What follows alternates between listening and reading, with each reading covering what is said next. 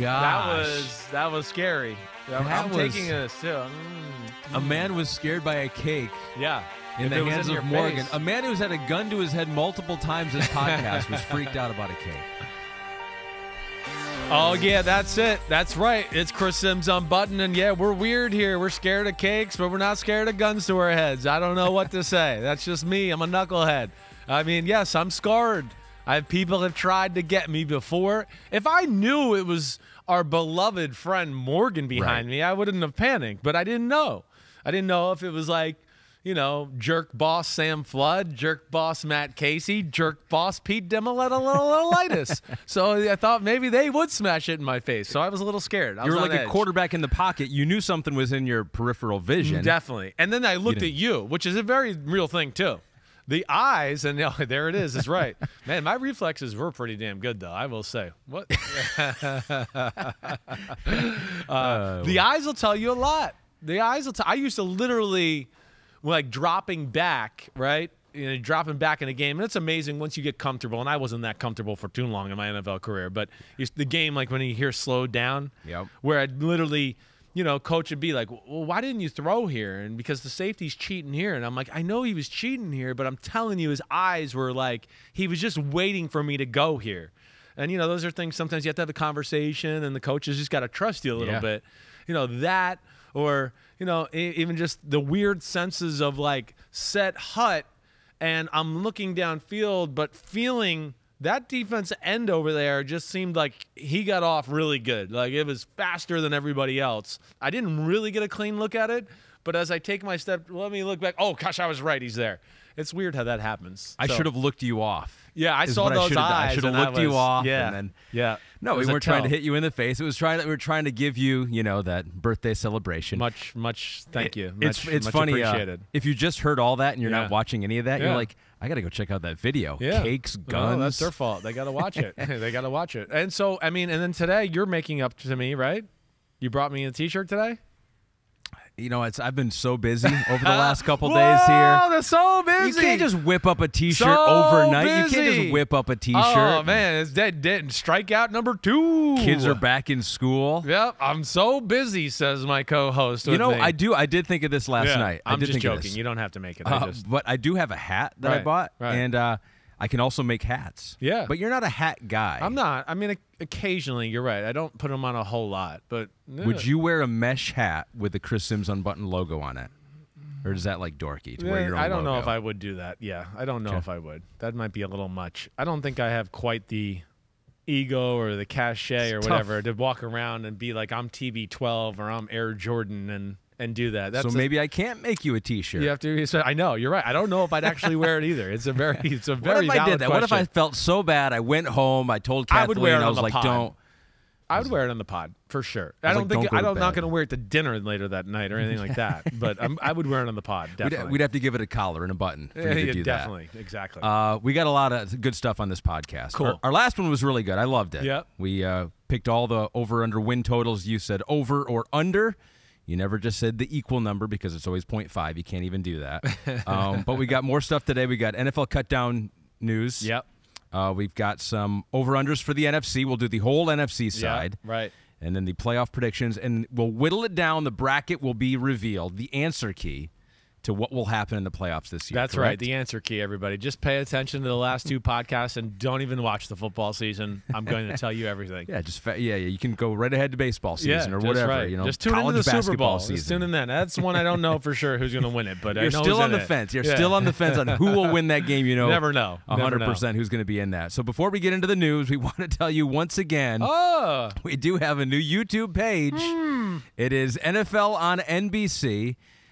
So we are gaining subscribers here. 36K? Am I looking at that? 36,000. We're making a push here lately. Picked up 4,000 since Monday. I credit us. I credit Mike Florio. Right. I do credit Matthew Berry. I think the fantasy news has helped the page as well. I'm sure. He's Matthew a huge Berry star. He is. He's a huge star. I get all my friends and family that are all like, oh, Matthew Berry, NFL fantasy news, nothing's better on NBC right now. I'm like, oh, thanks, guys.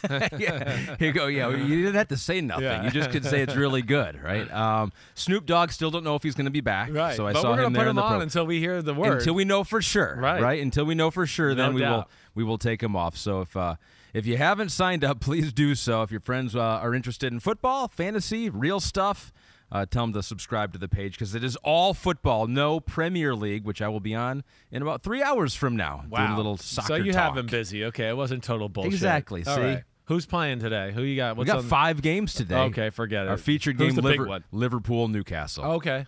Coming off their 9-0 victory that got a coach fired. Liverpool won 9-0 last week. Liverpool's gotten off to a great start. No, right? no, I'm the wrong. opposite. That was their first win. Okay. They had a couple draws. They had a loss. Right. And then they just, boom, busted out, and then Bournemouth fired their coach. So this is the crazy thing. Yeah.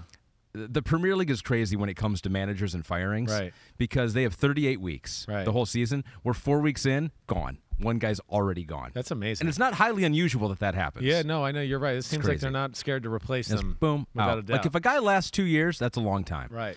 But that's neither here nor there. Nope. Let's talk about some NFL. That's not real news. football.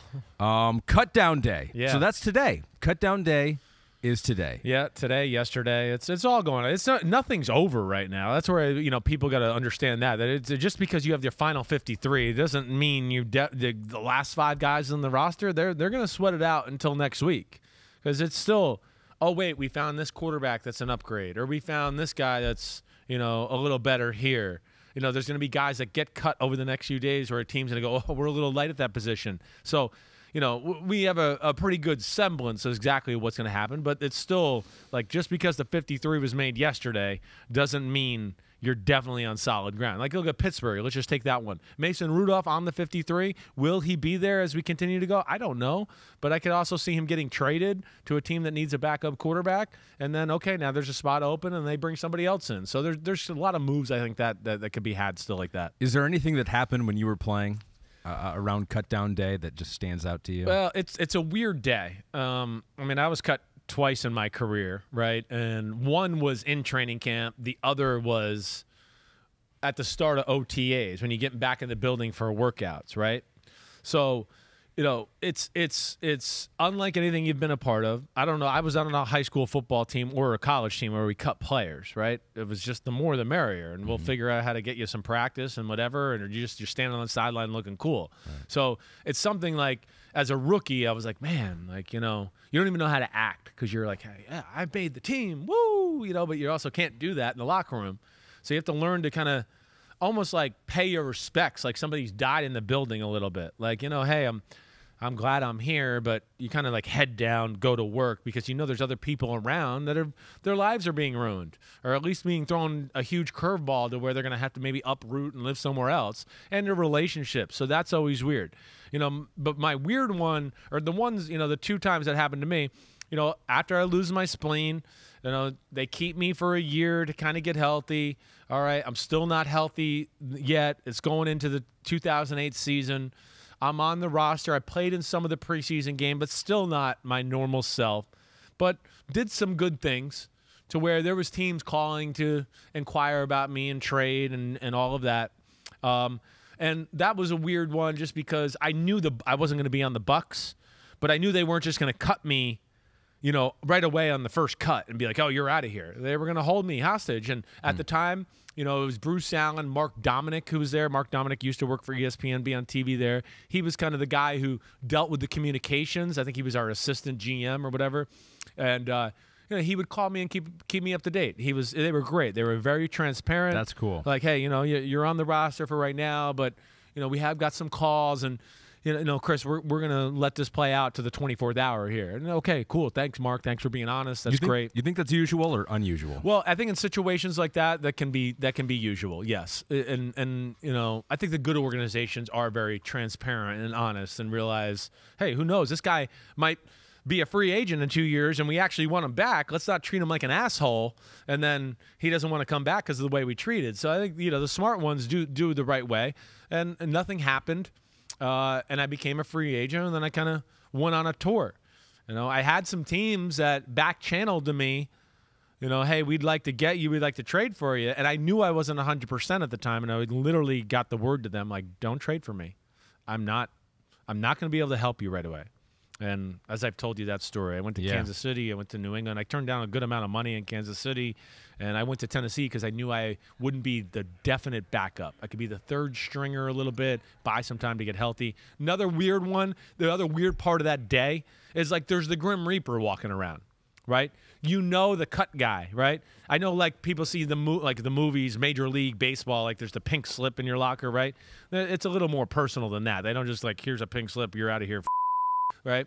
So there's a guy that you know is going around getting people, right? And you're just like, he's walking close to your locker and you're like, oh shit, keep walking. I hope he keeps going. Who is it? What position is that? It's usually like a level front office guy, or maybe, middle level up front. I shouldn't say low level, middle level, maybe low to middle level, who's going to now bring you up to the GM to give you the final notice. So he's gathering people. He's gathering people. One at a time? And usually one at a time. Maybe two. But it's never like, hey, 5 of you guys, you're cut. Come here, let's hoard you up there. Could it be the, hey, you made the team conversation or no? No, usually not. Usually not. And sometimes you see him walk away and he leaves the locker room like, oh, yeah, I made it. And then he's back in a few minutes later and like, oh, shit, I hope I made it. He should announce to people. He goes, I'm going to be down here 3 more times. Well, you start to know. And then, and what happened with me in Denver, it wasn't a training camp cut, but it was an off-season cut where I knew the guy that was doing that. He had already gotten 1 or 2 guys. And I thought I was fine, right? I was like, oh, they're not going to cut me yet, even though I didn't do anything special the year before. And I was in the training room, and I turned around, and he was there with his clipboard, and he didn't even have to say anything to me. Oh. He looked at me, and I went, oh, really? Man. Oh, man. Yeah, and that was a heartbreaker, You're fighting tears. Just got a young daughter, right? Got a little boy on the way, and you're just going, oh, shit, what's next? What's going to happen here? So that's always that's not easy. But again, they handled it. The Broncos, that was Josh McDaniels, Brian Zanders, who worked for the Los Angeles Rams now.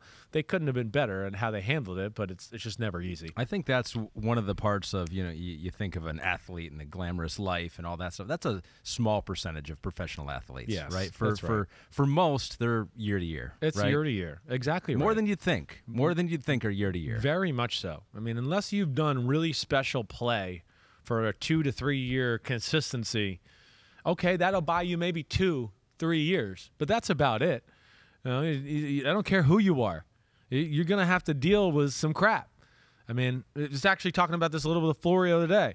John Elway, been to 3 Super Bowls. It's 1992. Nobody you would talk to in the history of football wouldn't say John Elway is one of the 5 best quarterbacks in football. He's in year 9 of his career. They go, oh, we're going to draft Tommy Maddox. He had a down year. We're not sure what he's going to be.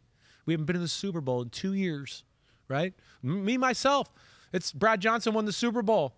2 years later, I'm breathing down his neck to be the starter in with the Tampa Bay Buccaneers, and I get a chance to start that year and supplant him that way. So yeah, it's never. Tom Brady won 3 Super Bowls, lost 2. Here he is, and whoa, then he's lost to the Giants in the 2nd Super Bowl, lost an AFC Championship game, and they went, I don't think he's got magic anymore. Let's go draft Jimmy Garoppolo. And then they shitty and lose to Kansas City, and then it's on to Cincinnati, and he was like, F you, everybody, I'm throwing lasers everywhere. And he reacted the right way to the pressure there. Yeah. So no free passes, to your point. That's really interesting to hear all that stuff. It kind of humanizes the whole thing. And since you brought up Jimmy Garoppolo, we talked a lot about him last time. And this is from Robert Babcock. Says, you got your wish for Jimmy G. Was that a birthday present from your pal Kyle? So you talked about exactly what happened. I got lucky. Listen, I'm not going to sit here and say I'm Nostradamus. I would think that there was a lot of smart people in football having that same thought. It was the right football decision. And as I said, I wanted to tweet it out like right after the game or the next morning, but I was like, if I do it, then people are going to take it and they're going to get to talk about it before I talk about it. Oh, yeah. Right? I was a little worried about that. So when I saw we were going to talk about it on the Monday show, I was like, yes, I'm going to lay it out there. And that's exactly what happened. Maybe for even less money than we were anticipating, right. But it is the most money for a backup now. Yeah. So you mentioned it before. Jimmy Garoppolo was breathing down the neck of Tom Brady. Then he becomes a starter. Now he's breathing down the neck of Trey Lance. It's like happening all over again here. Right. Different circumstances, though. You talked about this a little bit with Mike Florio the other day. But let's kind of – this sets up a strange situation. Yeah. But as you laid out, it makes perfect sense for a 49ers team that might not be totally sold on Trey Lance and what they've seen so far. Right. And they have a roster that's ready to win right now. That's and right. You have Jimmy Garoppolo, who's won on this roster, taking them to a Super Bowl. Right. It's just going to be fascinating how it all plays out. And I think the key thing is, how many bad games does Trey Lance get? Yeah, I hear you. And I don't think the leash is going to be short. I don't think that. I think they're going to give him time. I don't think they're going to look at it. Like I could, as long as they're winning, I think the leash will be pretty good. Even if it's like, wow, they're 4-2 and he hasn't played very good. I think they're going to go, okay, we're going to stay with this and keep building. And, I would hope that there's, improvements along those lines, right? But, if it's 2-4 and he's also not playing well, then I think that changes things. I don't think it's going to be we get done with the first 2 weeks of the year or the first 3 weeks of the year, no matter how it shakes out. I don't think he gets yanked then. But we get to week 4, week 5, week 6, and if it's not good, plus the win-loss record's not good, then you might have to go, you know what, hey, we got to throw the guy back in. He's not ready yet. He's not. I'm sorry. And we do have a Super Bowl team, and Jimmy G is good, and we know can lead us that way. And I think added to that conversation too, Ahmed, that you said all the right things there, but also let's just. I mean, Trey Lance, he played twice last year and got hurt both times. So that's got to be on their mind too. Just can you trust them from that standpoint? No, I don't think they do from a lot of standpoints quite yet. They believe in him. They're going to try to make it work. And that's the thing that they're going to have to continue to convey to the media. And I know Shanahan talked, and he did a great job yesterday. And this is why Shanahan's awesome. The fact that he's kept this situation together, one of the rarest situations we've seen over the last 15 or 20 years in the NFL, speaks to his ability to communicate and be real with players, to let them know where they stand, to where they're not bitter like I was talking about, where they go, you bullshitted me and lied to me. And now, it might make sense to me to stay here, but you're an asshole and I don't want to, so I'm going to get out of here, right?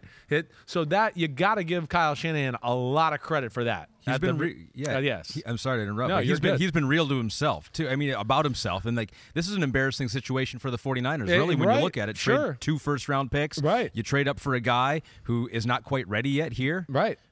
That's embarrassing for a lot of teams. Tough. Exactly right. A lot of teams would just try to push through, right, and not admit and let their ego get in the way. And now they're not admitting a total mistake yet. Yeah. But you've said that there's issues here. Yeah. He's not quite where they need to be. Exactly right. He's saying that point blank. He's saying it if you read between the lines, but also where he's special and what he'll do. And he kind of alluded this to what he said yesterday in his little presser, is that there's way more evidence of we believe in Trey Lance than not. And I think he's got to continue to show Trey Lance that. Listen, we've done this, and we're trying to throw this guy overboard and blah, blah, blah. So we believe in you. It's there. But it doesn't mean you just get, like, what do they say, carte blanche, right? Right? You don't just get that. I mean, nobody gets that unless you're just the absolute man, right? I mean, Mahomes, Allen, Brady. That's who we're talking about. Rodgers. Okay, yeah, they do. But that's like the greatest players in the league. So that's they're being careful. And I know he's honest with Lance, and he'll continue to prop him up the right way. The regular season might even be easier than the preseason in a lot of ways, because now you're going to get the Shanahan tricks. I'm sure Shanahan wasn't trying to game plan too much for these preseason games. And he's going to have that aspect too.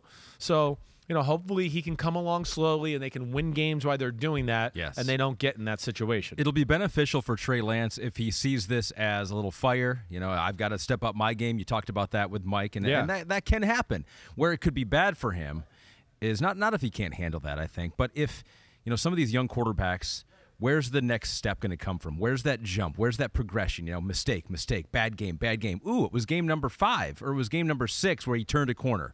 is he going to get as many opportunities as another young quarterback would get? I know. Right? That's where it could hurt Trey Lance. You're right. It's where it does hurt. That's where it hurts to be on a good team.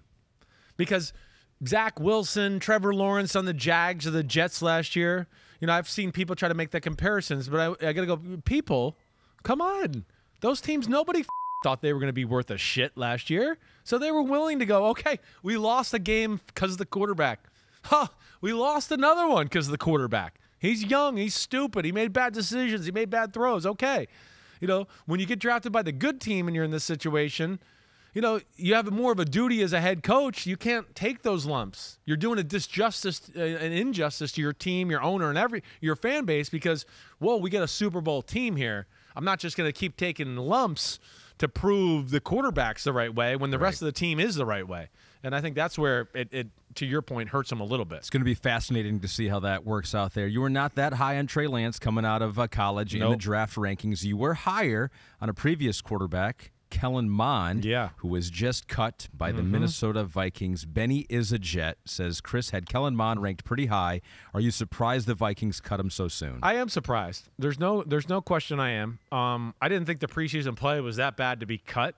Now, hey, when you're in a new regime that maybe didn't believe in you, things like this can happen. They cut a lot of those draft picks, didn't they? They did. They definitely did. So it's just, and again, not to say it was stellar. I didn't sit back and go, oh, wow. I mean, I know, the Raiders game, he did a few good things and made a few good throws, but I kept going, man, let it go. Throw it. You have this strong arm, and every ball is trying to be touched into a spot.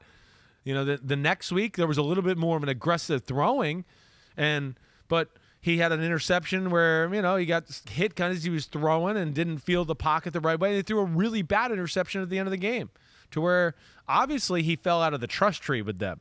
Nick Mullen, because he's been coached by good people, he's like your perfect backup to hold down the fort for 2-3 games. But Mond, I'm still surprised just because I still watch him and see high-end talent. I do. Now, can he put it together? I don't know. And like I said, I was a little surprised. I'm not going to lie. I thought he would make the football team, but they didn't see it that way. And that's the last part of this, Ahmed, is that's where I wonder if there's more. I just wonder if there's, Zimmer didn't seem to really like him.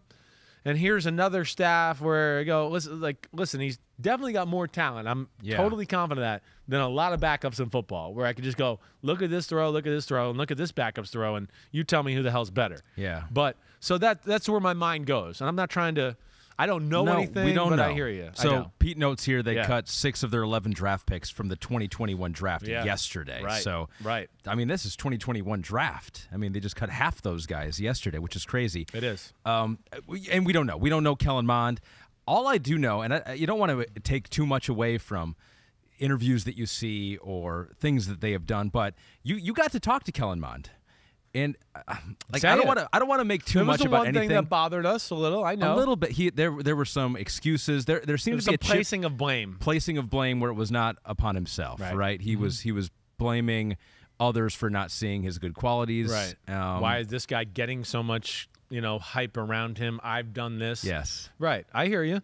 And and not that it was like the only reason I bring it up is because it was noteworthy to me at the time. I agree. I was like, that's a little unusual. It is. It is exactly right. And my mind went to the same place. Is that right when he got cut? That's what I thought, and that's why I kind of brought that up. Just again, I don't know. I haven't heard rumors or anything like that. But when I just go, man, a third-round talent with a guy that's pretty good athlete. We saw him run around in the preseason a little bit. We saw he throws a perfect spiral almost every throw. He can make every throw. When that kind of stuff happens, I just go, there's got to be more to the story here. I don't know what it is, but it made me wonder, and that interview did come up in my brain too. We'll see where he catches on here because another team will give him a shot out there in the NFL. Another young quarterback that has impressed is Malik Willis, and he is in our segment called Time for Buy or Sell. It's a segment called Time for Buy or Sell, presented by eBay Motors. Or just buy or sell, or is it time for buy or sell? I think it's a segment we like to call It Is Time for Buy or Sell. From this point forward, that's what we're going to have to call it. Malik Willis, you've liked what you've seen a lot. He was your number 2 ranked quarterback coming out of college this past year. He has flashed some of that ability in the preseason. So buy or sell, Malik Willis will start games this year in Tennessee. I'm gonna sell that notion. I am. Again, I mean, barring no injury from Ryan Tannehill, right? But I'm going to sell the fact that he'll start games if Tannehill stays healthy. But let me just say this. Like, more than impressed with Malik Willis and what he did in the preseason. Malik Willis is must-watch TV to me, and he has big-time talent, and we saw improvements through the preseason in the areas we needed to see it, to where, yeah, okay, I'm selling that he won't start a game there this year unless Tannehill gets injured, but I'm buying that he is totally the quarterback of the future, and I'm buying that they almost have to go to the Super Bowl for him not to be the quarterback of the football team next year. I'll say that for sure. There's just, what don't you like about the guy? He's a man. He's got all these different arm angles. His arm is crazy strong. He can throw with touch. He can throw with weird, awkward angles. His running is better than I even thought. It's elite running. It's elite. And it's like natural and as far as how to set up blockers and everything that way. Not super fast. Not super fast. Not the fastest guy on the field. No, but fast enough and powerful enough, and the change of direction is so good and so smooth that, yeah, I don't know if he runs 4.5. It's probably low 4.6s, somewhere in that range. But because of the way he can accelerate and change directions and kind of break arm tackles and then re-accelerate, it makes it seem like he's faster than that. And I loved everything about him this offseason. I mean, this preseason. I mean, really did. And then I also want to just say on top of that, like what Vrabel did with him, special. Vrabel, the amount of reps they got him in all 3 games, wow. I mean, I would think he threw the ball and played more than any other of the rookie quarterbacks. Vrabel, made a point, sat him down, right, in game 1 to kind of humble him. They made a point of, hey, we're going to make you throw in the pocket and be that and, don't look to run. And, man, he's eating it up too. He's grading him. I'm B- for this. I can't rely on him. I mean, he understands the coaching, it sounds like, the message he's getting. So, yeah, I look at it and go, damn, the Tennessee Titans got their next Steve McNair. And in a lot of ways, I go, I think his arm's better than Steve McNair. And I think his running is more gifted than Steve McNair. And I don't say that lightly. I know McNair is a hell of a player. I'm not trying to say he's him yet. But I just go, man, that legend, this guy looks like he could be legendary too. The way you talk about him and the fact that you say he's probably not going to start this year, and the way you talk about Trey Lance, and he is the starter this year. I know. I know it's weird, It seems right? like you have more confidence in Malik Willis long-term than Trey Lance. I do. There's no doubt. The one thing I've always said about Malik Willis is his motion. He's a natural God-given thrower, and that's what I never have seen with Trey Lance. And maybe I'm a guy that puts a little too much into that at times. Maybe that's why I had Kellen Mond a little over Justin Fields, but I'm wrong. I mean, wrong. And going to be wrong, and that ain't ever going to get fixed. So, but I just see this kid where I just go, it doesn't matter. Rock, baseball, whatever, anything that he can fit in his hand and throw it, he's going to be one of the best of it around. It is a truly special arm, and it's very natural to him. And then, he's got a flair for the dramatics and, just got all the talent around it. So, yeah, I'm very excited about what I saw from him. That was a segment we like to call Time for Buy or Sell, presented by eBay Motors. You might not have the biggest garage, but with eBay Motors, you always have 122 million parts for your car right at your fingertips. ebaymotors.com. Let's ride. Let's ride, baby. Think they're going to get an email now? Yeah, or Pete's going to get an email and be like, no. eBay on the line. It's just buy or sell. Yeah, Pete's gonna get that email, and then they're gonna get another email from Russell Wilson and be like, "No, that's my line. Let's ride." Yeah, exactly. Right? How dare you steal that from us? Yeah, touche. Right? We're all bad here. All right, let's a couple more quick hitters here, and then we'll move on to our over/under win totals. I got a trade. The Eagles traded with the Saints for defensive back Chauncey Gardner-Johnson. Philadelphia gets him and a 2025 7th-round pick. New Orleans gets a 2023 round 5 pick and a 2024 round 6 pick. What do you make? Well, it's a big-time trade. The guy's a hell of a football player. And I got to think, the Saints, they probably did not want to do this.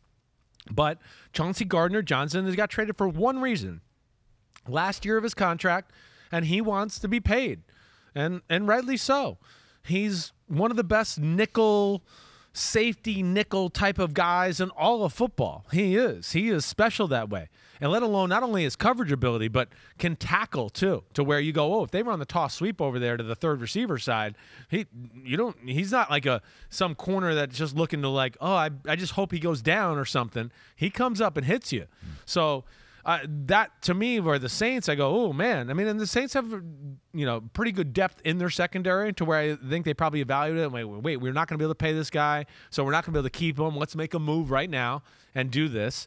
And for Philly, it puts their secondary over the top, where I just go, wow. I mean, yeah, again, this is a guy that safety nickel, and you just look at it and go, special guy that they're going to be able to match up with just about any receiving core in football, let alone have a good pass rush to go along with it. So, from that aspect, it was a big time under the radar kind of trade where, I don't think every Joe Smith who's just barely paying attention to football is going to know this, but you're going to go, wow, it's kind of a big loss for the Saints, huge gain for the Eagles, and a continuation of this unbelievable roster they have right now there in Philadelphia. It could factor in to my my playoff teams in the NFC. It could factor in here. We'll see. One more before we get to that. Yeah.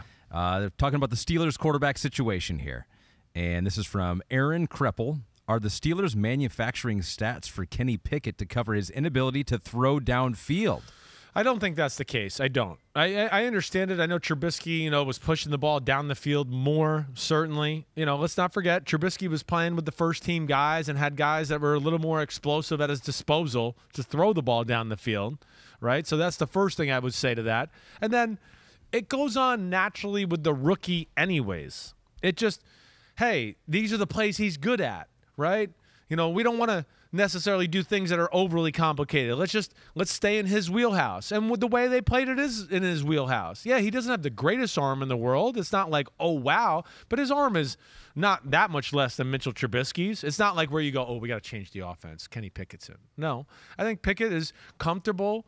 He's accurate. He knows how to read the field and do that. He had to get the ball out of his hands short a few times because he had just unbelievable pressure on him too. So let's not forget that. Some of the plays where he threw the ball short, he's going to have people open downfield, but he can't wait on it. So he's off his back foot to the back, off his back foot to the shallow cross guy, and whatever else. So, again, do they want to make him look good?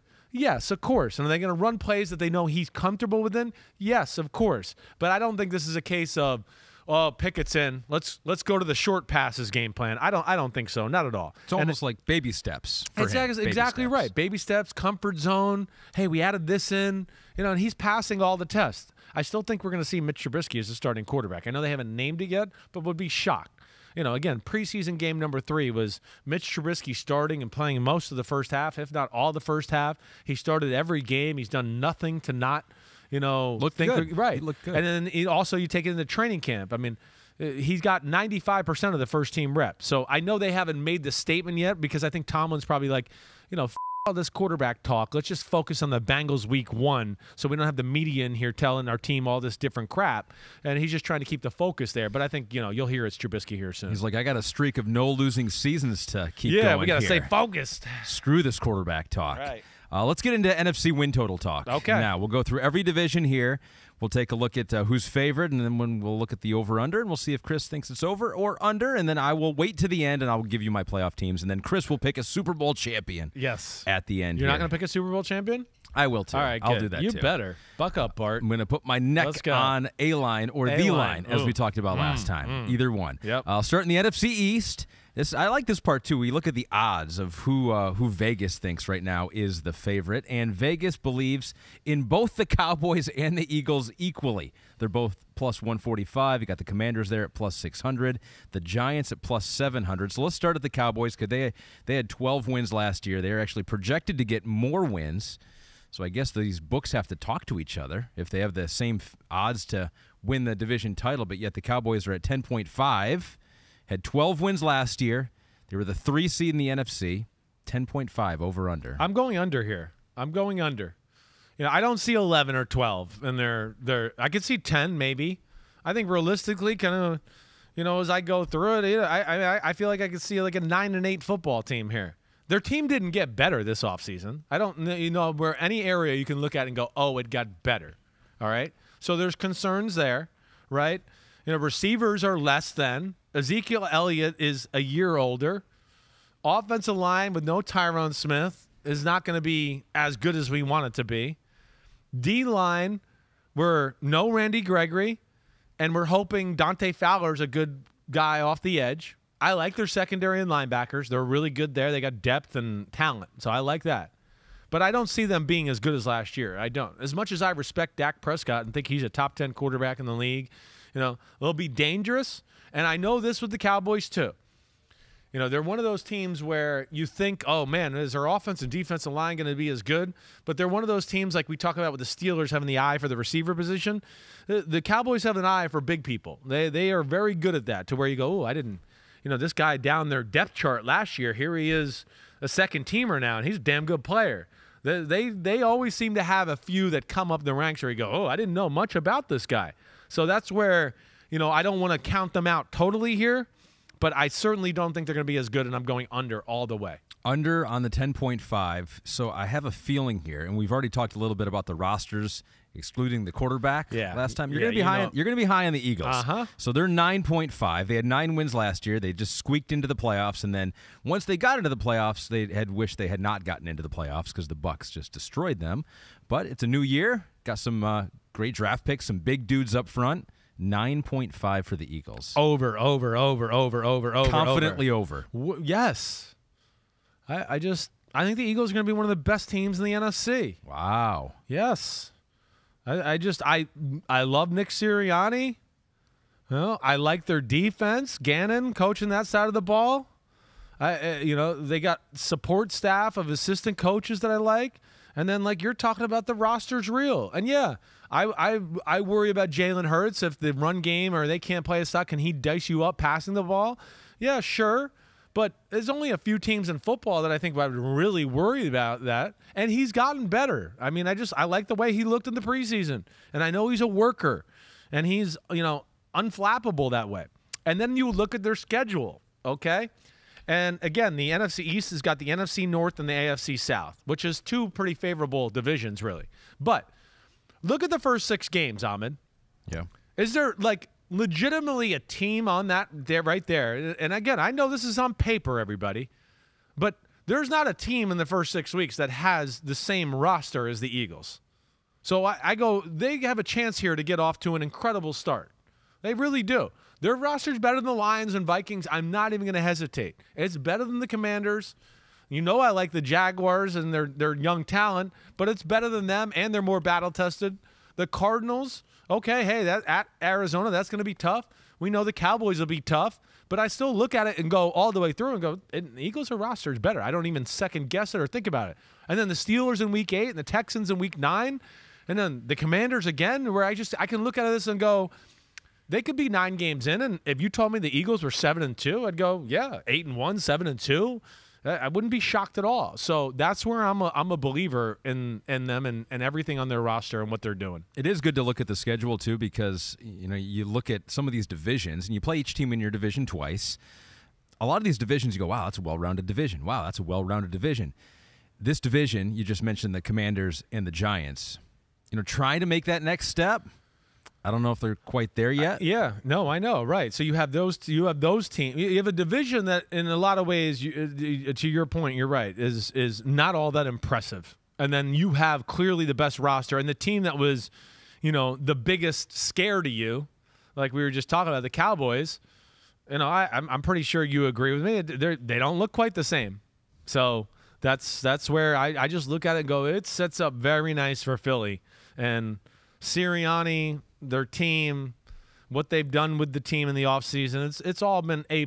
So I've been very impressed with that. Their ex-quarterback is over in Washington now. Yeah. Carson Wentz trying to lead the Commanders into the playoffs. Their over-under is 7.5. They were 7-10 last year. 7.5 for the Commanders. Yeah, this is a tough one as far as the Commanders are a team where I don't have great feel for. There is some talent. I mean, the receivers, the quarterback, the D-line. That's almost the troubling thing is they have talent, but where was the the defense last year. I know there was an injury in Chase Young, but I know the should've defense been was better. no question about it. You know, there's no question. And that'll be a thing to watch out. I don't love their secondary. I don't look at that. Their linebackers, I don't love that either. You know, and then I think the other thing that scares me a little is their offensive line. So, hey, I look at it early on, and hey, can they definitely beat the Jaguars and the Lions to get going and beat 2-0? We'll see. Maybe if they can definitely go 2-0 there, you know, and then they have a stretch of games that's pretty tough, but it gives them a chance. All right, but I think if you're going to make me choose one or the other here, I'm going to go with the under, and you are. The gun's to my head again. It's the whole point of doing this. I'm going in the under. Yeah. You know, could I see them maybe going 8-9 or 9-10 or 9-8? Yeah, certainly. But I'm going to choose the under here with like the 7. I'm going to go with the 7-game win season, 7-win season. Like you say, there are things that you like about the football team, right? The talent's there. Yeah. They found ways to win last year with Taylor Heineke. Maybe who knows how much he'll play. You never know if the backup quarterback will get in there. He's still around there. Yeah, is he the backup still? Yeah. But yeah, him and Sam Howell. All right, so you're going under there. I am, and they're a tough one. And they are one of those teams that I would say, like, you know, put a mark next to and go, maybe they could be a surprise. And of course, Wentz is a question too. It's third system and 3 years here, and you know, there's a lot of pressure on him in this situation. And now we get to your New York Giants. 7.5 is the over-under here. They won 4 games last year. Pete, that's the real over-under here? 7.5? There's got to be a lot of big New York dumb money in Vegas bet on them or something. Is that not just Pete wishful thinking here? It's just like, I think we got 7.5 in us. Yeah, Pete inflation. Yeah, Pete-flation is going on here with the Giants. 7.5. Well, that's easy. That's an easy under. It's definitely an under. That's right. You know, I look at it and go, man, if they're 6-11 or 7-10, it's a win. You know, just then things are going in the right direction. But I don't see the talent on this roster just sit here and go, oh yeah, we're back in it, Big Blue. We're 8-9, we're 9-8, and in the playoff, you know, conversation the last 2 weeks of the season. I don't think we're there yet. No. You know, and again, the Titans to start the year, you know, it's the games that are like the 50-50 games where they make the difference to them. You know, the Panthers week 2. Panthers have more talent on their team throughout, you know, but they're unproven and young in a lot of ways and a new quarterback. Like, can they steal that game? Can they steal a week 4 game against the Bears, right? It's those games I look at because they're certainly, you know, not as talented as the Titans, the Cowboys, the Packers, the Ravens, you know, some of the teams that got down the stretch. I do look at week 7 through 13 and just go, they can make a run there with the Jaguars, the Seahawks, the Texans, the Lions, right? You know, the Cowboys, the Commanders. Again, I know this is all hyperbole and we'll see, but those are all teams that, you know, for the most part, I feel pretty confident that, you know, are middle of the road at best to where, you know, can the Giants steal a few of those games? Can they go on a run? And then all of a sudden we do look up and go, holy crap, I think they are going to get 8 wins this year. But I'm going with the under here. I'm a little surprised with the 7.5. All right, under with your Giants there. So you got under for the Cowboys, over for the Eagles, under for the Commanders, under for the Giants. As we keep track here, make sure it all checks out mathematically. Got to check out it out mathematically here. Moving on to the NFC North now. My Detroit Lions division that has been dominated by the Packers in recent history and not even just so recent history. They won 13 games last year, so let's check out the odds. I'm sure they're the heavy favorite. They might be the heaviest favorite. Oh, we don't have the odds for that one right now. Okay, all right. Hold on. Hey, hold your horses there. We'll wait for it. Do we just sit here in silence? Pete, the Packers are the favorite, though, right? You can tell me that. Yeah, they are the favorite, heavy favorite here. Right. We're efforting the odds for them. So they won 13 games last year. We're the top seed in the NFC. Got to the playoffs. We all saw how that went, though. 11.5. 11.5 is their win total. They won 13 games the last, 3 years in a row. We got the odds. They are back. I filibustered there long enough. Not that I needed to. Packers minus 160. Vikings plus 225. Lions plus 900. Bears plus 1,500. So, yep. Packers overwhelming favorite. The question is, will they win more than 11.5 games? I mean, this Vegas has got this one right on the money because I don't see 14-3 or 13-4 happening. I'm going to go the under here too. Wow. Yeah, but like again, I clarify it. Like 11-6 or 10-7 and lost some heartbreakers. You know, I in my heart of hearts and what I wrote down, to me, I think they're an 11-6-ish type of football team. I'll tell you right now, they're only underdogs in 2 of their games. Yes. Right now. Right. Week 3 at Tampa, Week 8 at Buffalo. They're favored in every other game. The Titans on the schedule, the Rams late in the year in L.A., at Miami late in the year. You know, I think, again, those are New England in Week 4 with that defense and your, not so proven wide receivers and company there. I guess I'm a little bit of like, I got to see it to believe it here with the new offense, the new guys. I know Rodgers is going to be damn good. I do know that. I know their O-line's good. It's still, the league is set up right now to tear people apart in the passing game. And I don't know if they can just tear people apart. Their defense, it does look like it's going to be damn good. I guess I'm a little bit of like, I'd like to see it or believe it. If they start off 4-0, then I'm going to be wrong, and they're going to be 12-5 or 13-4 or something like that. But I don't sit here and go, Minnesota to start the year at Minnesota with a new coaching staff to me is scary. It always is scary. You're always at a disadvantage when you're going against the new coaching staff because you go, I don't know exactly what they're going to do. Like, what's this guy's MO? He's been an assistant somewhere. Or, O'Connell and the defensive coordinator have been not the play callers for their defensive. So now they're calling play. You don't know exactly. That can be tough. And then we know playing in Minnesota is tough. But, if they go 4-0, I go, oh, well, I'm going to be wrong. But I certainly can see losing to Tampa and New England, and we're sitting here going, oh, they're 2-2. Hey, the lights are off, baby. Are out. Setting the mood.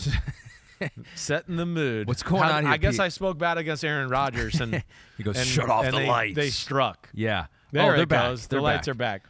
See, everything comes back. We get the odds eventually. Yeah. The lights will come back on. Mm-hmm. This is great. But I'm going under. I'm going under. And I guess there's a part of me that's playing the angle of it's 3 years in a row of awesome 13-3 type of seasons. And I'm just going to say, okay, it's you get worn out. Yeah. And you haven't got there yet. And, man, so I guess I'm going to say there's a little bit of a drop-off in Green Bay. Clearly in the playoffs, but just a little bit of a drop-off. So in that discussion you mentioned the Minnesota Vikings, the new regime coming in here, and they are a team that did pop up a few times when I was doing the whole roster thing, best roster. Some of those position groups on defense, linebacker, it's like, oh, that's pretty good. Vikings, no doubt. Running back, oh, that's pretty good. Right. And so they do have some talent on that team in Minnesota. They won 8 games last year. They were 8-9. 9.5 is the over-under for the Minnesota Vikings. Yeah, I'm going under here. Okay. I'm definitely going under. I am with you, too. If there's a dark horse team that I'm not going to put in the playoffs where you go, oh, I think maybe this could be one of them. The Vikings are one of them. But I think what bothers me a little bit is, you're right, there's some splash in the roster. But I don't know if there's enough steak and potatoes. I think that's what bothers me. And maybe a little bit's going to depend on how dominant the offensive line is in the run game. But I think the defense is still where I look at it and go, secondary, I don't think they're ready for prime time quite yet. Linebackers, definitely impressive there. And Kendricks is still a baller. Defensive line, there's a little different look to them. There's a little more size-oriented. But I don't sit there and go, oh, wow. Other than Danielle Hunter, I don't go any guy and go, oh, man, he's going to be a real handful. I like respect to Dalvin Tomlinson in the middle. Like, he's going to, I know, clog up some running lanes. But it's not at the point of his career or the type of player where I go, oh, this is like Chris Jones. You better double team him every play or something like that, right? So that's where I just go under. And then, again, where as much as I'm excited about them and their new coaching staff, these are guys that really haven't had to call the plays or do that. This is going to be new to them too. This is not like Sean McVay or Shanahan who've been calling plays and now are the head coaches. These are guys that are underneath these guys and now, oh, wait, I got to do it now. I haven't done it. I've been a part of the process of making the donuts, but now I got to deliver the donuts and make sure everybody thinks they're delicious and all that. And I'm not sure on that. I got to see it a little first there. Yeah. Zadarius Smith, what do we expect from him? I'm just not sure there either. He's one of those guys where if he has this great year, you go, oh, whoa, okay, the defense is better than I thought it was going to be. But so I guess that's where I stand with them. But I'm going to go under here with them for sure. That makes sense. I've never heard the donut analogy before. Have you used that before? Well, I think I have every now and then. Because remember when we were waking up, it was time to make the donuts? Do you remember that Dunkin' Donuts commercial? Oh, yes. Right? Yep. Time to make the donuts. The guy with the bald head and the mustache and all that, right? It's like he's the guy that makes the donuts. Yeah, he's the guy that makes the donuts. His assistant? Right. If you throw him there? He knew he'd helped him make the batter and everything, but he'd never had to actually bake it and put the frosting on and the sprinkles and do it. Has he even grown a mustache before? Exactly, we don't know. Right. We don't know. He's and then trying that for the first how time. you deliver them is important with a smile on your face and like you give the guy, oh, this is good. Look at this guy. He's confident in how he gives it to me. I don't know about that yet. Takes a couple years to figure out how to deliver the donuts. You're funny. I like that. All right, so under on the Minnesota Vikings. Man, we might go under on this whole division here. Now that the I whole look conference, at it. the whole conference, I'm going under here. I know, we got to make sure this math. No, the math works out because you have the Eagles going 17-0, so that'll cover a lot of these unders here. Lions, they were 3-13-1 last year. 6.5 is their over-under. That's a little aggressive. That's doubling their win total and then some to go the over. They should be better. I hope you're going to say over, but I don't know. I'm right on the fence with them. My heart wants to say over all the way. Thank you. Right? It really does. And my brain wants to say over except for one guy. And you know who that is. And I know you wore your Detroit Lions blue today for this. But I mean, to me in those 50-50 games where, as you hear me say all the time, the league is set up for the quarterback to take over in the last 3 or 4 minutes of a game, you're one of the few teams out there that doesn't have a quarterback that I trust that can really do that. And I'm sorry. I like the guy. I know that. So it's like right there. I mean, don't let me influence you. I know. So here's what I look at just when I break it down. And again, there's some things about their team that their O-line and D-line will match up against every team in football. There's not going to be any team that's just going to dominate them up front. So I love that. You know, Okudah, can he show up and be a shutdown corner that they need to? You know, the secondary itself, is there enough playmakers back there? You know, Aiden Hutchinson, how good is he? And, you know, the receiver position, it's solid. I really wish our Jamison Williams was out there. And if he comes back like balls of fury and just on fire, I'd go, oh, my gosh, whoa. Chark is there now. Chark is there. It's going to be nice. St. Brown had a pretty good rookie year. I like that crew right there. Hawkinson's a really good tight end. I'm going to go over here. Wow. Like 7-10 over. They're the team that I think can be a little bit of a surprise. I look at their schedule and go, you know, they're the team that's finding their confidence. But look at weeks 2, 3, and 4. I just go, they're not outclassed by those teams for sure. That will be crucial. Can they come out of the first 4 weeks and be 2-2 or maybe even 3-1? And then I would go, uh-oh. And then I know they got a little tough stretch. But then you get into, you know, weeks 13, 14, 15, 16, and 17 there on the right column, right, Ahmed? Yep. And again, I don't see any team there that's just going to outclass them. I don't see – it's not like it's, you know, the Ravens, the Packers, the Bucks, you know, the 49ers. These are teams that are all kind of in the same position they are. So they have a few spots on their schedule where I just go – they could maybe make a little run. They could go through that 5-game stretch and maybe be 3-2 or 4-1. I don't think that's crazy. So I'm going to go with the over here. Wow. All right? I'm like not saying playoffs, but I'm saying 7-10. I would love it if they were 8-9 and 9-8 in the playoffs. I would love it. I'm rooting for them so hard. I really am. I love that they have the Bills though on Thanksgiving, so the whole nation can see us. I know it's get waxed. We're gonna play the toughest team of all. It's like they're getting better. They're actually playing pretty well. Everybody's gonna watch you guys. They right? Go, all right, we'll watch it, Ahmed. Well, you're playing the Giants the terrible. week before, so you never know. It might be like a scrimmage, a build-up game. Yeah, right? exactly. All right, so that made my day right there. You took the over on the Lions. The only way my day could get better is if you take the under on the Chicago Bears, my most hated franchise. Yes. 6-11 last year. Justin Fields looked good. You like Justin Fields. You worry that he doesn't have enough help around him in 2022. 6.5 over under for the Bears. Oof. I'm going to go over here. Ooh. But barely. You know, again, I want to clarify that too. I mean, it's barely. Like 7-10. Maybe 8-9. I wrote down like 3 records with them. As I wrote 7-10, 8-9, 6-11. Like, if it goes bad. But, I like the way things have looked on both sides of the ball in the preseason. I do. I think they're going to be better coached than they have been the last few years. Not necessarily maybe on the defensive side of the ball, but I think equal to it. Their defensive coaching's been good the last few years. Offense definitely upgrade. Justin Fields is really good. He's really good. I like the way Montgomery looks. Montgomery looks like he took some weight off and is faster and quicker. So, listen, their first 2 games of the year, I don't expect them to win. I think they're going to be 0-2. Can they win the next 2 and be 2-2, though, against the Texans and Giants, where there's those are teams that we know that they're not outclassed by them.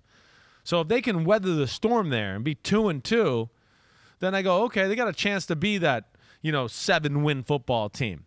But if they start 0-2, which I totally expect, and then, they beat the Texans, right, and then they lose to the Giants, and it's 1-3, I'd go, oh, shit, they're in trouble here. Because then, the Vikings, the next one could go either way.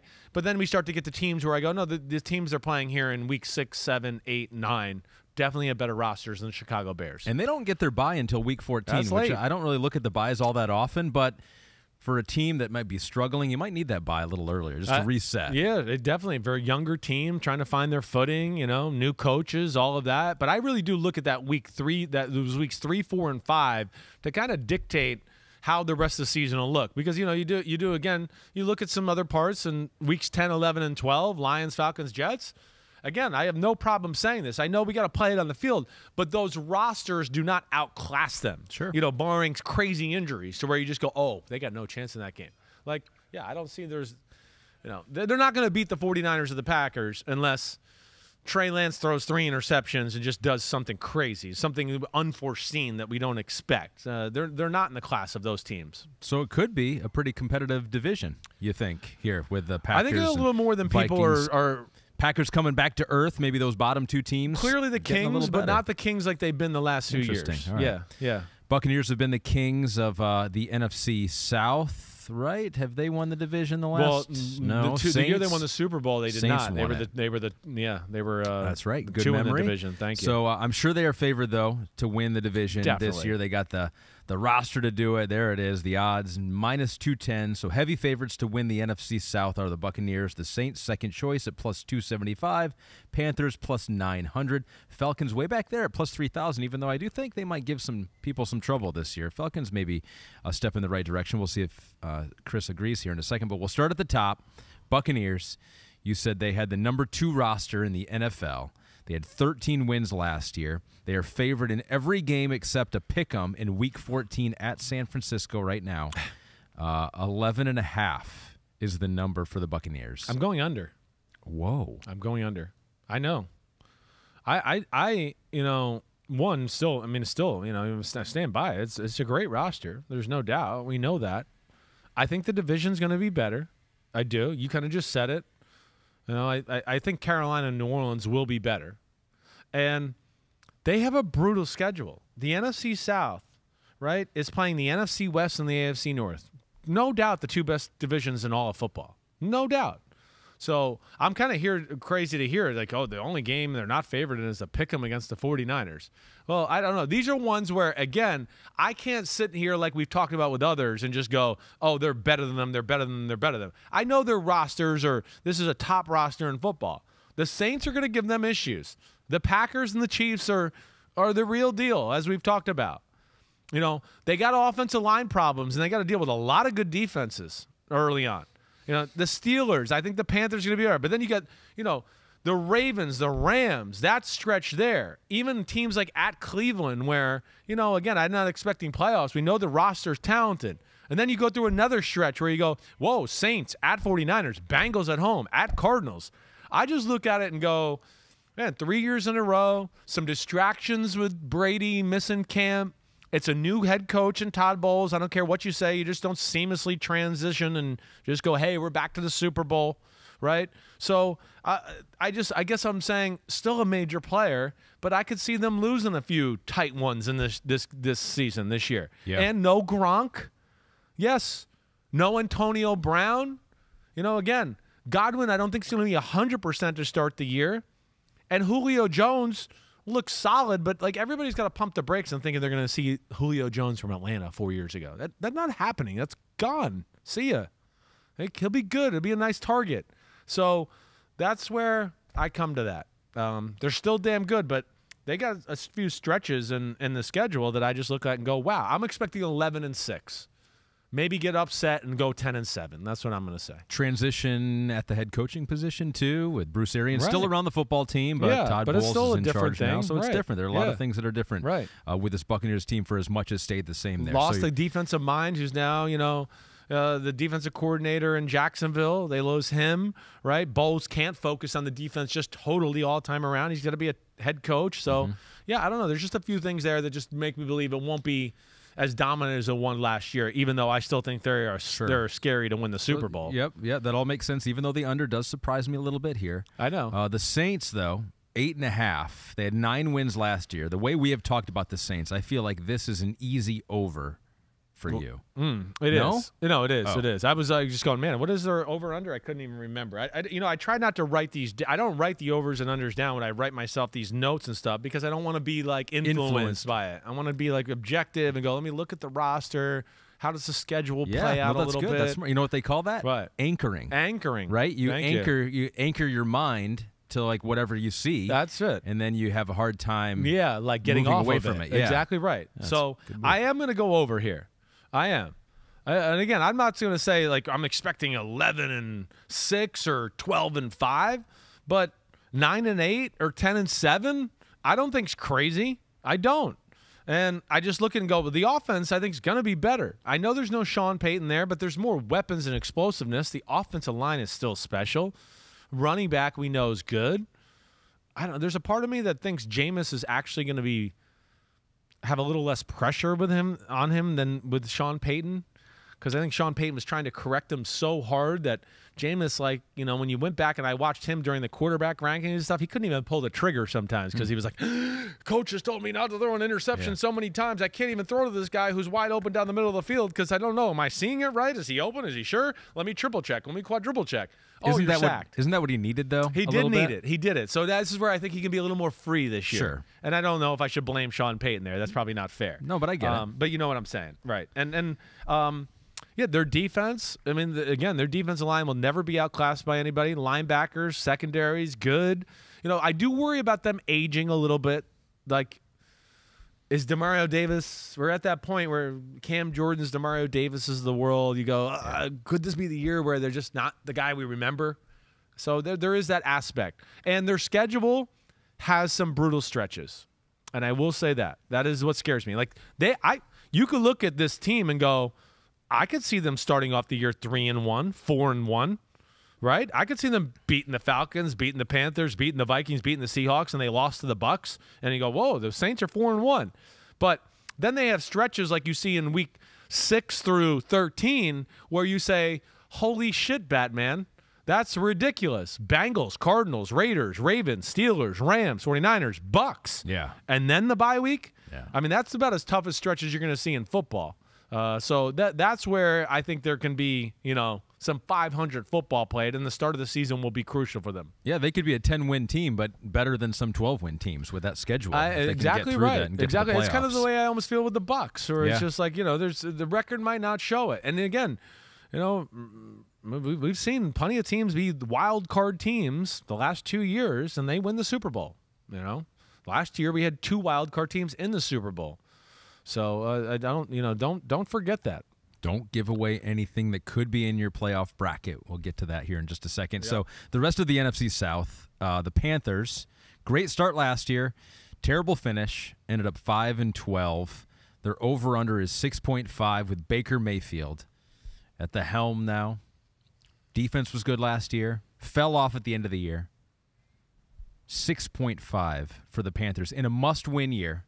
Maybe a must-playoff year for Matt Rule. It might be, or at least the cusp of the playoffs. Yeah. I love the Panthers. There's, that's kind of my team where I wanna latch on. I guess there's just, and like, I think it is right in this range where, I want to say 6-11, 7-10, right?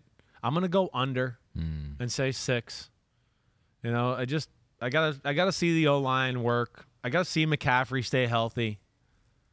I know Baker and DJ Moore and Robbie Anderson are gonna make some plays. I get that. McCaffrey's health is huge. The defense is really good.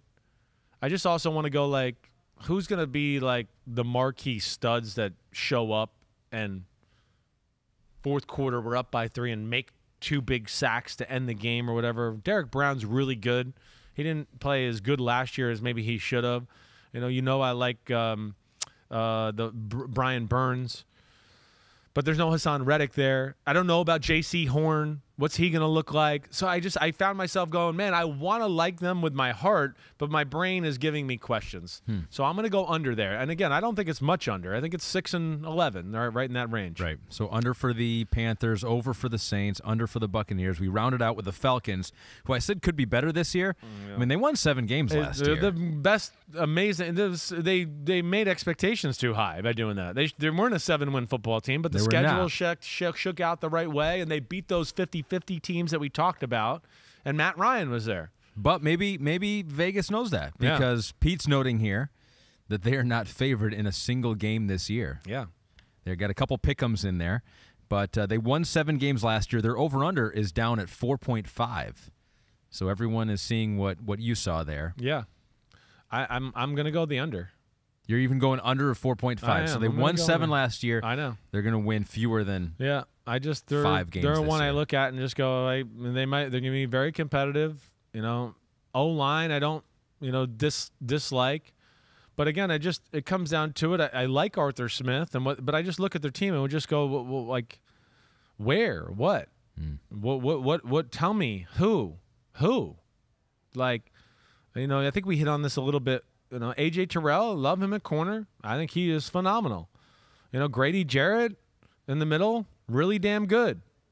But then, like, who else are we talking about? Inside linebackers, I don't think are anything special anymore. Deion Jones is good, but he's not, like, in the conversation for best linebackers in football. Pitts is awesome and an all-pro tight end. But I just come to it and go, pain in the ass in a lot of tough games. But not going to win. Just not going to win. So I'm going to go under. I'm going to say, they're like a 4-13 team. So they are in the running for the number 1 pick in your eyes, I feel like. Top 3 pick maybe? I could see that. And like I've said, I think there's some quarterbacks that are on the radar that have looked at it pretty big time. Running back, I go, well, okay, so, again, Damian Williams looked good. I know I love Cordell Patterson, but I don't look at that group and just go, there's a 15-yard rusher in the group. No, right? I mean, it's really, when you start to break it down, I don't want to sit here all day. The O-line and Pitts are the most impressive position groups. Receiver, Drake London needs to get back, but he's a rookie, and how good he would be. Mariota, I've had questions about him before and throwing, and when the game goes on his shoulders, can he dice you up automatically? I'm not sure. So, it's like a team that I root for. Sure. And like Dean Pease. And I really like Arthur Smith, but I think this is a semi-rebuild year for them, or a total rebuild year. You don't root against any team, though. I really don't. You like to see Other whoever than Jim wins. Harbaugh and the Michigan Wolverines, I don't. That's true. That's the one. NFC West, the final division here. A very interesting division. Rams won it last year. Took it all the way to the Super Bowl. Let's take a look at the odds for the NFC West. I would assume that the Rams are favored again. They are, not by a whole bunch, though. Yeah. 125. Plus 125. The 49ers are the second choice at plus 170. Got the Cardinals their third choice, plus 360. And then the Seahawks a distant fourth at plus 1,500. So let's start with the Rams here. 12 wins last year.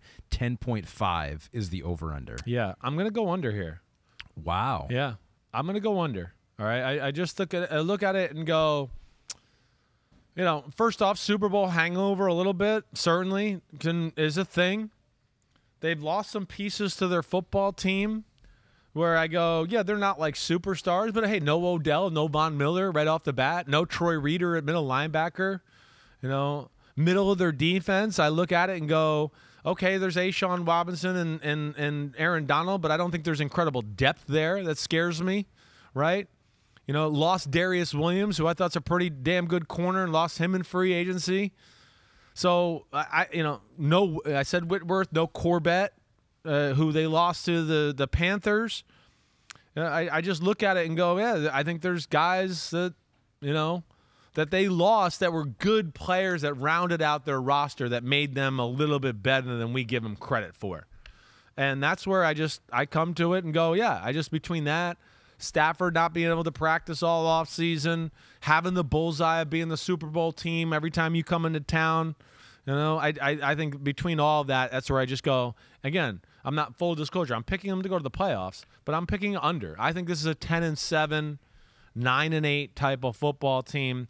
And, let me just say, I know I wrote something about their schedule. Got to play the 49ers 2 of their first 7 games. 49ers got their number, as we know.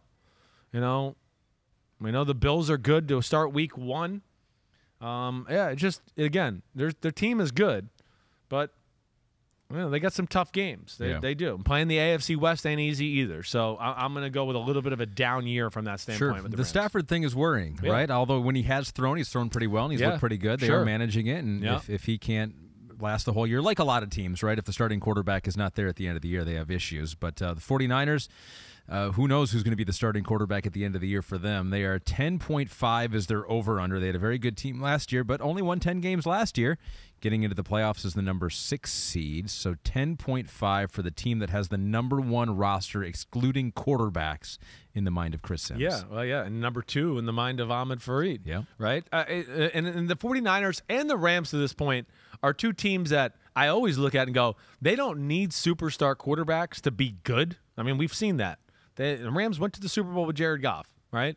The 49ers, Jimmy Garoppolo, top 20 quarterback, been to the Super Bowl and the NFC Championship. So I don't go, quarterback question, they're definitely screwed. And then especially not with what you said. The roster is ridiculous. It's redonkulous. It is across the board. The only position you look at and go, oh, that's not impressive, is corner. And they're a team that doesn't really put a lot of pressure on their corners anyway. So they don't expect you to be island man-to-man. And I think they even got a little bit better in that area when Charvarius Ward is back and healthy. But at the very least, again, yes, I have faith in Shanahan for sure. Trey Lance is the question. We get that. But as you heard me say before, the Shanahan tricks are going to be out early. And when they play the first 3 games of this year, there's no doubt they're the best team on the field. There's no doubt. The Bears, the Seahawks, and the Broncos, they are the best team on the field. Doesn't mean their quarterback's the best, but they're best team on the field. So I just look at that, and I could see them getting off to an incredible start. I can really see them being 5-1 after the first 6 games. But what if Trey Lance is struggling in those games where they're supposed to eat? Sure. They slip up, and then you get into the tough games. That's when we get into the tough games, and that's where Jimmy G and the fact that they got him is going to come in and save their ass for sure. Again, like we said, they don't need the quarterback to be a superstar. They just need him to be good and not the game up. They're literally in that category, right? Yeah. And we've seen that. They've won a lot of games with Jimmy Garoppolo where we go, hey, he didn't really do anything, but he didn't up. And good by him. And he made 1 or 2 throws, and that's all he had to do, and we're good from there. So, yeah, I just look at them as a team kind of on a mission. And, yeah, maybe I'm overselling it a little bit, but I think between their roster, the way the year ended last year, Shanahan, that group out there. I love DeMeco Ryans, a D coordinator. I think their O-line's better. I think their D-line's going to be better. I think they're going to be a pain in the ass. 49ers maybe something to prove this year. The Cardinals have to prove that what they did last year was not a fluke. They had 11 wins, a great start last year. And I feel bad for Cliff Kingsbury. I hear you. Because everyone brings up that same graphic all the time. It's like, oh, look at all these starts, and then they fade at the end of the year. I'm like, well, what if he's taking these average teams and he's prepared them so well in the offseason that they're getting out to great starts? Isn't that good too? I do think there is something to that. Right? He catches everybody by surprise with the way they play. Why not? Yeah, right. And maybe by the end of the year, everyone kind of catches up, and maybe they weren't as good as we thought. Because I don't think at the end of the year we're like, oh, the Cardinals underperformed. We're like, man, maybe that's what they were all season long. Yeah, just got off to a great start. I hear you. And so they won 11 games last year. 8.5 is the over/under. I'm going under. I think this is a 7-10, maybe 8-9 type football team. No DeAndre Hopkins. We're putting it all on Marquise Hollywood Brown, and I always blank on this kid's name lately. The safety, the receiver they took from Purdue, Rondale Moore. Thank you. So I'm not ready to be like, oh yeah, they're going to take over games. I understand in philosophy we're going to spread the field and we got these fast guys and do all that. to your point, what you just made with Cliff Kingsbury, yeah, I think there's things they do early in the year that catches teams by surprise a little bit. They got to learn to continue the tricks and surprise method a little bit later on in the year. I think teams get used to what they do and they go, well, we got them. We know what they do. Sure. Right? And I think they're another team that I look at that I just think sneaky lost more players than people are realizing. I want to go, who's the blue chip player on their defensive line? Who? Yeah. J.J. Watt in year 13? I like J.J. Watt if he can stay healthy, but he's not like a super. Teams aren't going, hey, we're playing the Cardinals. We got to double team J.J. We got to tear up the game plan and figure this out. And at this point, you can't assume 17 Exactly games right. So there's that aspect, right? Yes. I love Budda Baker, love Byron Murphy Jr. Corner is still of a question mark. I think that's why you've seen them make some moves, right? But then I also go, the size in the middle of the defense, lack of, scares me. No Chase Edmonds, no Jordan Phillips, no Jordan Hicks in the middle. We're going all in on, we got to make it work with Isaiah Simmons and Zaven Collins. So I'm going a little bit of a down year with the Cardinals. Okay. Under for the Cardinals. And last thing, have you looked at their schedule? I'm sorry we didn't bring that up, but their schedule is like, they could start the year and be 1-4. Not with Cliff. Not with Cliff as their coach. They're playing the worst team possible in week 1. The Chiefs who are just going. 0-1. All right. Yeah, right. At the Raiders, hey, we'll see. That's a toss-up game, how that goes. But it's not going to be easy. And now, I give them the disadvantage a little bit of you got to deal with the new coaching staff and what Josh McDaniels is going to do and all that. The Rams, I think the Rams are better. Carolina could be scary. Yeah. And then the Eagles in week 5, I could see them getting off to a troubled start. And then, let alone they got a few other stretches there that I think are a little scary, later on in the year too, when you just look at Rams, Niners, Chargers, Patriots in back-to-back weeks. And then you get the Broncos and then the Bucks. And then, the Falcons. And then you end with the 49ers, where I could just kind of see it maybe falling apart at the end of the year a little bit. Add in the fact, too, that Kyler Murray does not need to watch film because they took that out of the contract, right? Could be a problem for them. All right, one final team, the Seahawks. 7 wins last year with Russell for a lot of games, not all of them. 5.5 is the over-under without him. I'm going under here. This is no doubt I'm going under. I mean, I don't see it with the Seattle.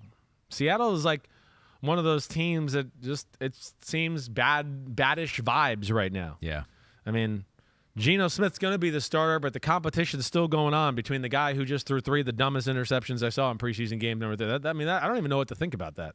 Like, I don't even know why you say that at this point. And then, as we always talk, O-line, there's going to be games where I worry about them up front. O-line, I'm not sitting there going, oh, wow, they're really good. I like their running backs. We know the receivers are good. Quarterback, a question. I don't love their system. Defensive line, who's there to be scared of? I like Brooks in the middle, the linebacker, really good. I like Jamal Adams as safety. I like, gosh, I'm bad with my names today. Maybe I need to start smoking weed more. The other safety from Texas, it's killing me. Here we go. I'm totally number 6. Hold on a second. Yeah, Quandre Diggs. Thank you very much, Pete. Way to save the day. I like him, but then the corners, I don't love that. So I just go, where? What's it gonna do? Where's it gonna be? I just don't see it with them. So I'm going under with the Seattle Seahawks. Under with the Seahawks, which brings us to the bracket, the answer key. We did the AFC last time, so if you want the answer key to the AFC. I have the answers. Is that the first time you busted that out? It's been a while. I like that. Yes, thank you. All right, so let's give your 7 playoff teams. Yeah. Division winners. Who gets the bye? I'm going with the Eagles to get the bye. Wow. I am. I'm going with the Eagles to Best get the bye. Best record in the NFC, a stacked NFC. Yes. You're going with Philadelphia. Yes.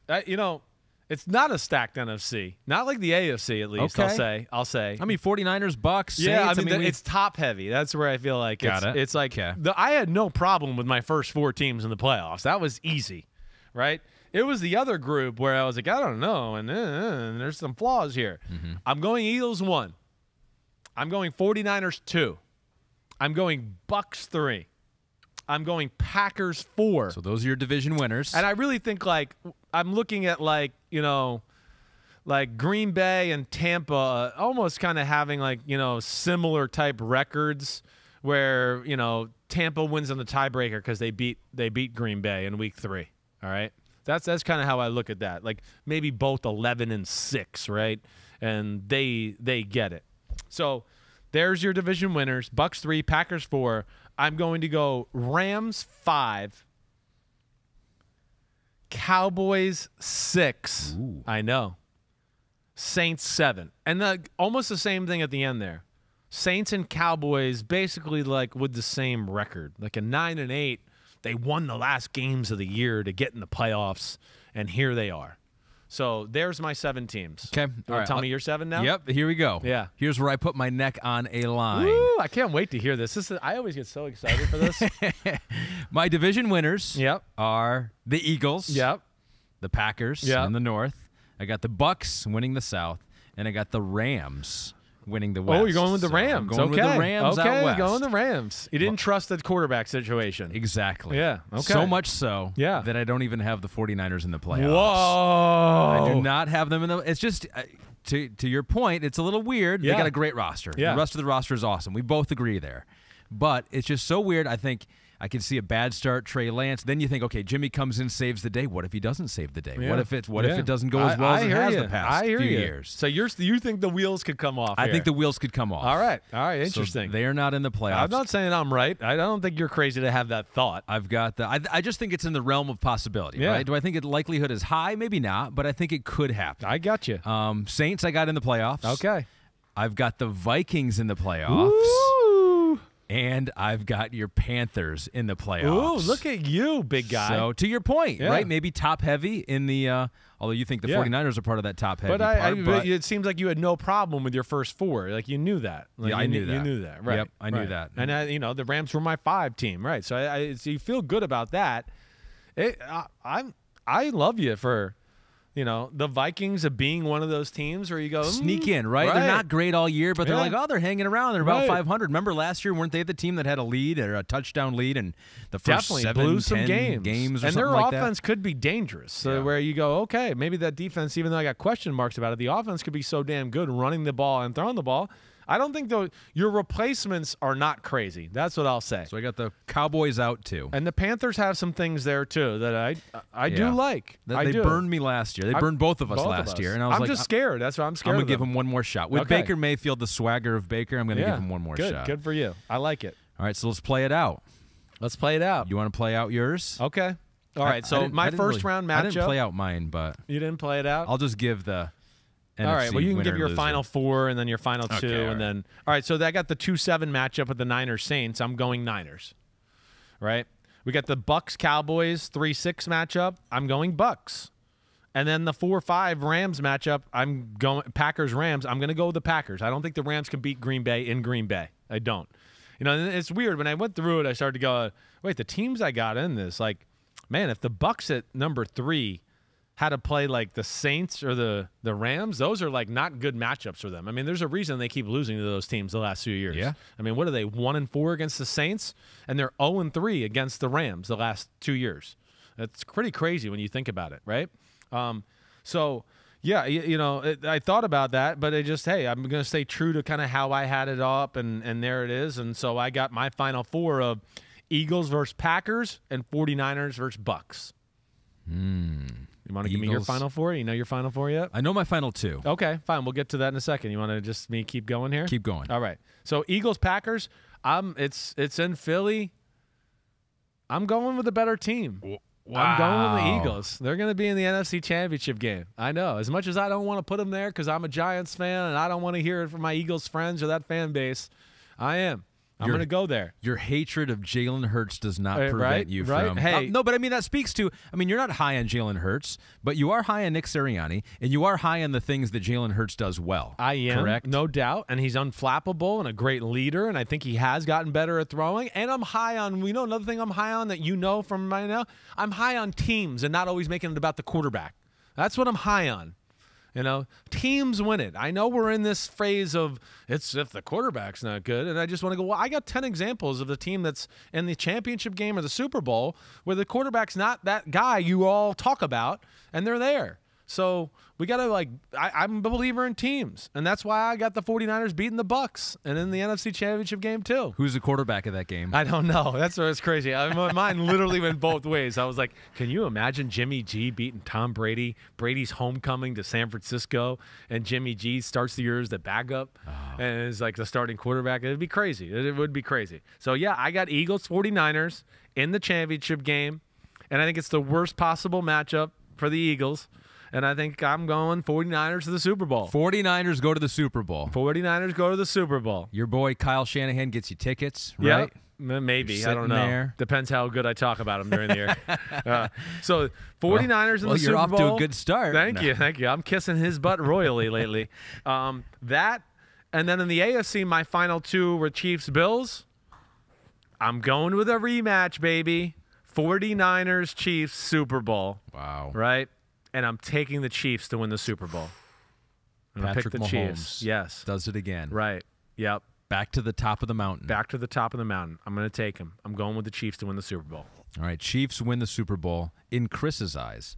My eyes, though, I can't wait. I didn't even have the Chiefs getting Last to year you had the Rams winning the Super Bowl, right? So, no, I didn't. You had I the Rams. I had the Bills and Rams in the Super Bowl. I had the Bills winning right, it. and I had the Browns and the Rams in the Super Bowl. Which would have happened, actually. Yeah, we'll skip past your Browns pick there.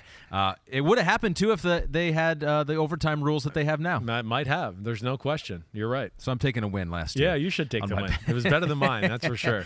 My AFC game is the Bills. They're back there against the Chargers. Victory, Chargers. Ooh! Victory, Chargers. He's believing the hype. NFC Championship game. I got your Eagles in there with the Packers. Aaron Rodgers finally prevails. He gets to a Super Bowl again. Right. So our Super Bowl matchup is Justin Herbert, the young gun, versus Aaron Rodgers, the old gun.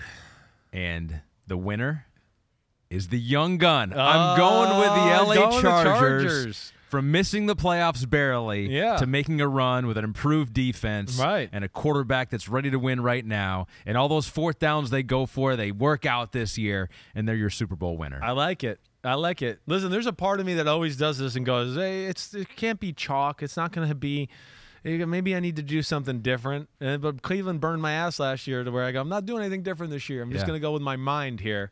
But that's not a bad – off-the-cuff Super Bowl matchup. Not at all. I don't think you're crazy for that. Be a fun one, too, right? It would be fun. There's Aaron no Rodgers, question. can he win one more, or is it going to be this? Justin Herbert and the start of something special. Yeah. No doubt. And you're going to see lasers and bombs all over the field. That'll be awesome. So I wouldn't be mad at that matchup one bit in Arizona this year, right?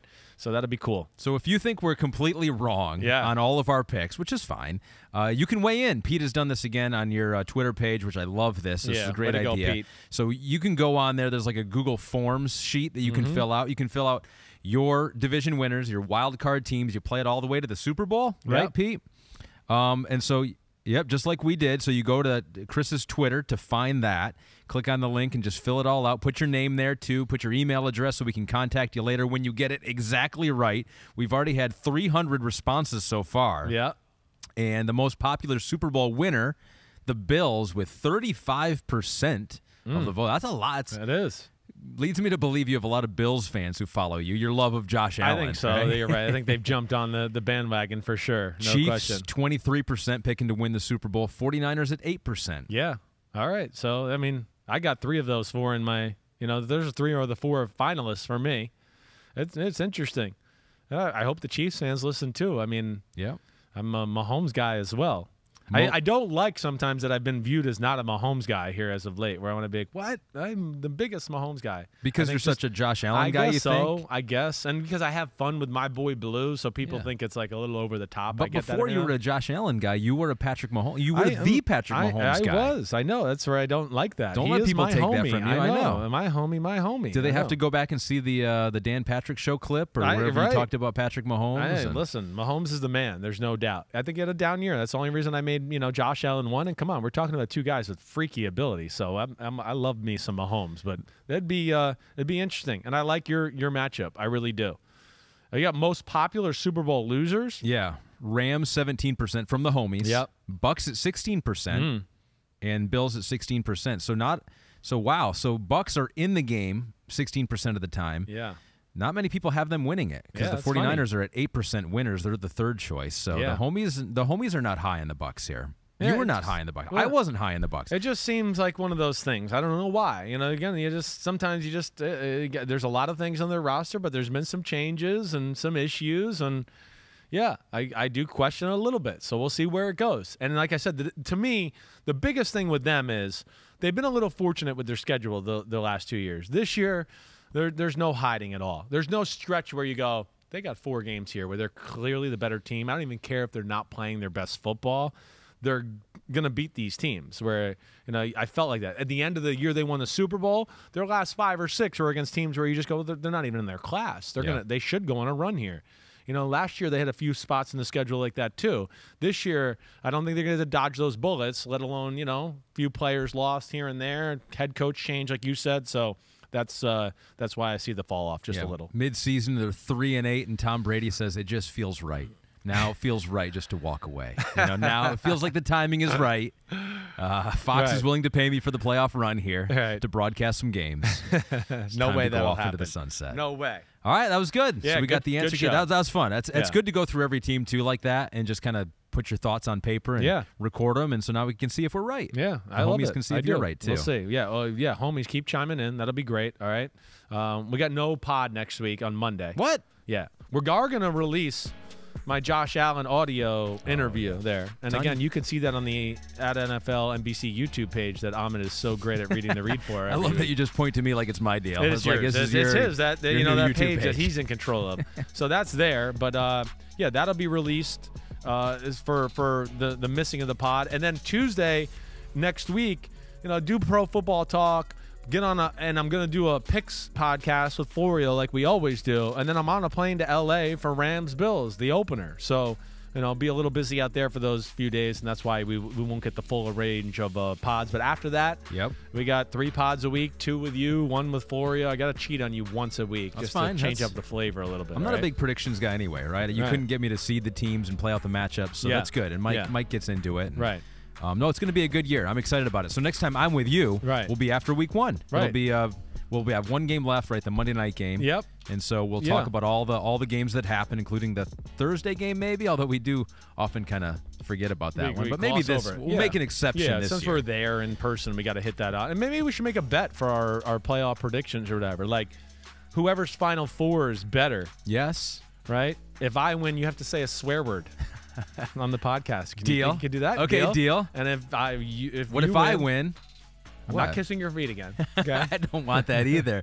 Yeah. Oh yeah. Chris has to not swear for an entire year. No, that's pods. I'm only asking you to say 1 swear. I'll go 1 show without a swear. I'll do that. Okay? But what if you do swear? Then you got to do it the next show, right? I got to go clean. Okay. I'm capable of doing that. Okay, 1 clean show versus 1 dirty word. Right. Okay. That's a lot on the line. All right, good. That's big time right there. All right. It's my MO. I got to swear. I mean, it's not even Chris Simms. Your image will take a hit. It really will take a hit for that show. Big time street cred loss there. All right, everybody, be good. Enjoy Labor Day weekend. It's a great weekend. Last weekend of the summer, for real. Mm-hmm. I know I'm going to enjoy it. Mary Jane will be back in my life on Friday night for a long weekend for sure. Ahmed, keep working hard. I know you got Premier. I know. Baseball. Yeah. You got it all going on. Yeah, some horse racing coming up next week. Holy crapola. Yeah. You the man. Keep it going. All right, everybody. Stay good. Stay cool. Be safe out there. Enjoy football. Clap it up.